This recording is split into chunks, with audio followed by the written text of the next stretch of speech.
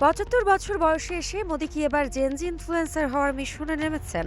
একসময় যেখানে ছিল গম্ভীর বক্তব্য, সেখানে এখন দেখা যাচ্ছে সেলফি স্টাইল ভিডিও, কখনো গেট রেডি উইথ মি ঘরানার কন্টেন্ট, কখনো আবার ক্যামেরার দিকে তাকিয়ে তরুণদের ডাক বন্ধু। মানে প্রধানমন্ত্রী থেকে যেন এক লাফে রিল স্টার মোদি। কিন্তু প্রশ্ন হলো, হঠাৎ এই পরিবর্তন কেন? বিশ্লেষকদের মতে ভারতের তরুণদের বড় একটি অংশ এখন ইনস্টাগ্রাম, মিম আর রিলের দুনিয়ার রাজনীতি দেখে। আর সাম্প্রতিক শিক্ষার্থী আন্দোলনের সময়ও মিম, লাইভ স্ট্রিম আর রিল হয়ে উঠেছিল বড় হাতিয়ার। তাই কি মোদির টিমও বুঝে গেছে শুধু ভাষণ দিয়ে হবে না, এবার রিলেও নামতে হবে?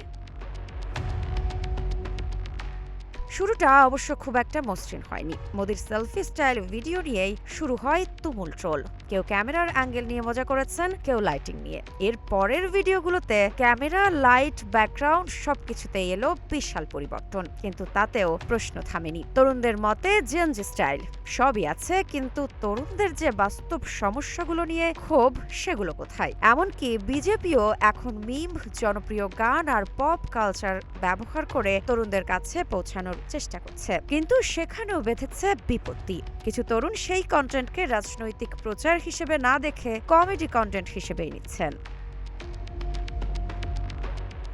আর এখানেই আসল মজা, কারণ ইনস্টাগ্রামে ফলোয়ার বেশি হলেই যে বার্তা নিজের মতো করে পৌঁছাবে তার কোনো গ্যারান্টি নেই। মোদির একটি রিল তো 40 কোটিরও বেশি ভিউ পেয়েছে, কিন্তু সেই ভিডিওই তরুণরা নিজেদের মতো এডিট করে বানিয়ে ফেলেছেন নতুন নতুন মিম। অর্থাৎ মোদি চেয়েছিলেন নিজের গল্প বলতে, ইন্টারনেট বলল না ভাই, গল্পটা আমরা বানাবো। তাহলে কি সত্যিই জেনজির মন জিততে মোদির এই রিল যাত্রা, নাকি এটা শুধুই রাজনীতির নতুন প্যাকেজিং?